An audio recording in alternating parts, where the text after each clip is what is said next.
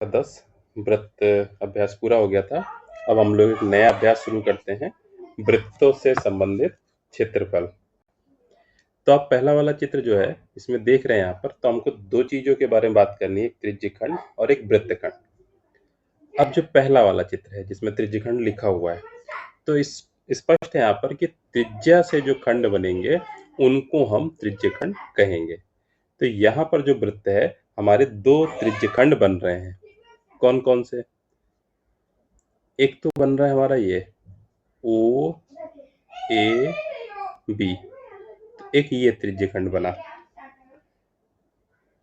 और ये जो है इसमें हम जो चाप की बात करेंगे तो लघु चाप। और दूसरा कौन सा बना?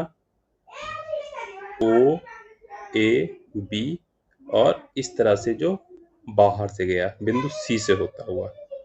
तो यहाँ पर जो चाप है ये दीर्घ चाप कहलाएगा। तो जो ऊपर वाला एरिया है ये, इसको रेड से कलर कर देते हैं हम लोग। ये लाल से जो कलर है यहाँ पर, ये वाला एरिया पूरा, ये हमारा हमारा यहाँ पर कहलाएगा दीर्घ त्रिज्यखंड। और जो छोटा वाला है यहाँ पर, मान लीजिए ये नीले से जिसको हमने सेट करा है, ये हमारा कहलाएगा लघु त्रिज्यखंड, सेक्टर। तो ये सेक्टर है हमारे यहाँ पे। तो यहाँ पर कोई कंफ्यूजन की बात नहीं है। त्रिज्यखंड यानी जो सेक्टर बन रहा है उसमें हमारी दो त्रिज्याएं होंगी, और उन्हीं दो त्रिज्याओं से जो है एक वृत्त का खंड होगा। अगर छोटा खंड है तो लघु त्रिज्यखंड कहेंगे उसको, माइनर आर्क। और अगर बड़ा खंड है वृत्त का तो उसको हम कहेंगे दीर्घ त्रिज्यखंड यानी कि मेजर आर्क। अब बात करते हैं हम लोग वृत्तखंड की। तो वृत्तखंड मतलब वृत्त का हिस्सा। वृत्त की कोई भी जीवा खींच दी गई। अब आप लोग चित्र नंबर 2 में देखिए, तो यहाँ पर एक जीवा PQ खींची गई। तो इस PQ जीवा से हमारे वृत्त के दो हिस्से हो रहे हैं। एक हिस्से को हम लाल रंग से रंग देते हैं। ये जो शेडेड एरिया है लाल रंग से, ये हमारा एक वृत्तखंड है। और कैसा वृत्तखंड है? लघु।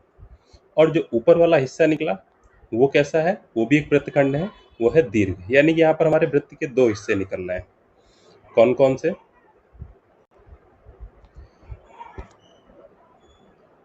एक इस तरह से PQ, और PQ से एक ये गोल हिस्सा। तो ये हमारा वृत्तखंड हुआ, इसको हम यहाँ पर कहेंगे लघु वृत्तखंड। और दूसरा कौन सा निकला? PQ, और PQ से हमारा वृत्त का एक बड़ा हिस्सा। यहाँ पर नीचे R था, ऊपर S, तो इसको हम क्या कहेंगे यहाँ पर? दीर्घ वृत्तखंड। तो ये सीगमेंट हो गए सर्कल के। तो यहाँ पर दो वर्ड हैं, हम हिंदी में भी इंग्लिश में भी, सेक्टर एंड सीगमेंट, त्रिज्यखंड और वृत्तखंड। तो त्रिज्यखंड हमेशा दो त्रिज्याओं से बनेगा, और वृत्तखंड किसी एक जीवा से बनेगा। और ध्यान देंगे कि वृत्तखंड में क्या है कि जब यही जीवा हमारी PQ अगर यहाँ वृत्त के व्यास केंद्र से होकर जा रही होती, ये अगर व्यास का काम करती, तो इस तरह से हमारा ये दो अर्धवृत्त बनते। तो जो अर्धवृत्त हैं वो भी एक तरीके से वृत्तखंड है। तो वृत्तखंड हम लोगों ने पहले भी पढ़े हैं, जो प्रमेय हम लोगों ने पढ़ी है वृत्तखंड के अंतर्गत थी कि वृत्त में जीवा और स्पर्श रेखा के बीच बना कोण उस जीवा द्वारा शेष वृत्तखंड पर बने कोण के बराबर होता है। यानी कि अगर ये PQ एक जीवा है और Q पर हम एक स्पर्श रेखा खींच दें, तो इसके बीच जो बना कोण है, ये कोण इस जीवा PQ द्वारा शेष वृत्तखंड पर, अब शेष वृत्तखंड पर PQ कहीं भी कोण बना सकती है, इस कोण के बराबर होता है। तो वहां पर वृत्तखंड की बात हुई थी, न कि त्रिज्यखंड की। तो वृत्तखंड से हम लोग पहले भी परिचित हैं। त्रिज्यखंड ये नई चीज हम लोग पढ़ रहे हैं। तो त्रिज्यखंड त्रिज्या से बना हुआ खंड। और त्रिज्यखंड में क्या होता है, यहाँ पर एक कोण भी अंतरित होगा, जैसे हमारा O से एक कोण, तो ये हमारा लघु कोण हो जाएगा। और जो बाहर वाला कोण है ये हमारा दीर्घ कोण हो जाएगा। और इन कोणों का ही हिसाब लगाना पड़ता है हमें यहाँ पर, उसी से हमारे प्रश्न बनेंगे। चलिए अब हम बात करते हैं यहाँ पर इस चित्र में, नया चित्र है ये, कि त्रिज्यखंड से जो वृत्त का चाप बन रहा है, इस चाप की लंबाई। जैसे यहाँ पर जो चाप हमारा बन रहा है ये AB, ये AB। तो AB की लंबाई कितनी है? अगर यहाँ पर इस चाप द्वारा और जो यहाँ पर त्रिज्याएं हैं उनके बीच थीटा कोण अंतरित करता है, तो इस चाप की कितनी लंबाई है, इस पर हम लोग चर्चा करेंगे। इसका वैसे सूत्र है, लेकिन सूत्र को हम लोग समझ के निकालेंगे। कैसे? अब हम यहाँ पर देखें तो पूरे वृत्त की जो परिधि होती है वो कितनी होती है, ये आपको पता होगा।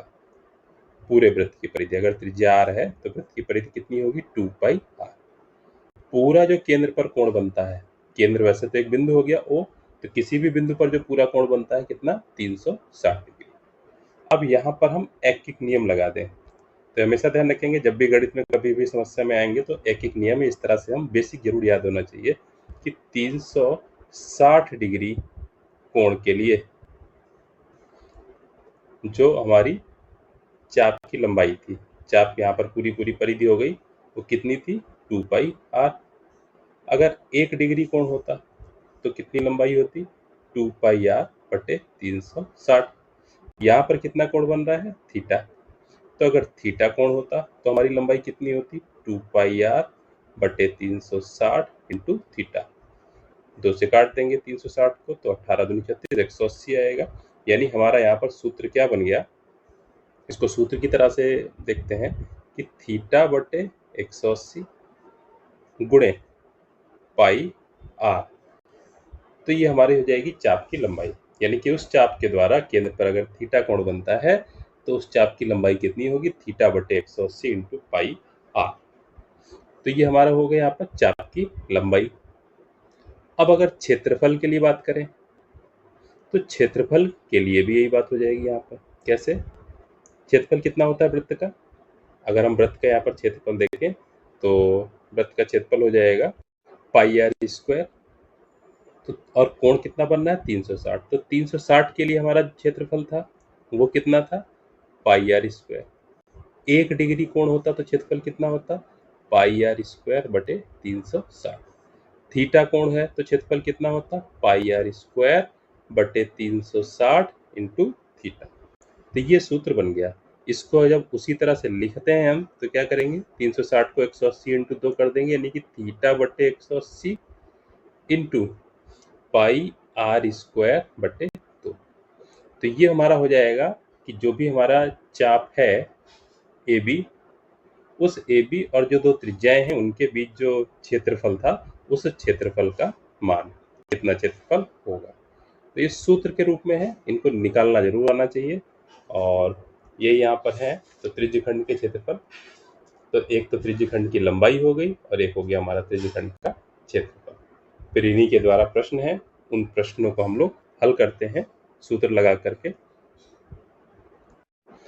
पहला प्रश्न देख रहे हैं आप लोग, 14 सेंटीमीटर त्रिज्या का वृत्त है, यानी कि r का मान है हमारा 14 सेंटीमीटर। वृत्त के त्रिज्य खंड का क्षेत्रफल 154 सेंटीमीटर है, तो कोण पूछ रहा है, यानी क्षेत्रफल दिया हुआ है, थीटा पूछ रहा है। तो यानी यहाँ पर एरिया दिया हुआ है हमें 154 सेंटीमीटर स्क्वायर। अब जो सूत्र बना था हम सीधे सीधे सूत्र यहाँ पर लिख लें। क्या सूत्र था, थीटा बटे 180 इंटू पाई r स्क्वायर बटे 2। ये हमारा सूत्र था एरिया का। मान रख दे सबका, थीटा तो हमें निकालना ही है, बटे 180 इंटू पाई, r का मान 14 है यानी कि 14 स्क्वायर बटे 2 बराबर एरिया हमें दिया हुआ है 154। बस इसी को हल करना है। अब ये ध्यान रखेंगे यहाँ पर, ठीक है, इसको हम लोग हल करते हैं तो सब उधर ले जाएं, तो इधर थीटा बचा रहेगा, थीटा बराबर 154 पहले से था इंटू 2 उधर गुणा में चला गया, इंटू 180 डिग्री भी गुणा में चला गया, बटे पाई भी गुणा में चला गया, और 14 का स्क्वायर यानी कि 14 इंटू 14 2 बार हल करना है। 14 से 154 काट देंगे, 14 एकम 14, एक बचा, 14 एकम 14, 11 है। और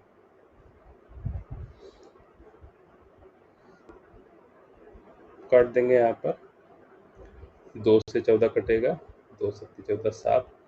देखेंगे क्या क्या बचा, 11 बचा इंटू 180 बटे पाई का मान रख देंगे 22 बटे 7, 22 सीधा 7 ऊपर चला जाएगा इंटू 7, 7 और 7 कट गए, 11 एकम 11, 11 दूनी 22, 2 से 180 काट देंगे, 2 9 18, 90।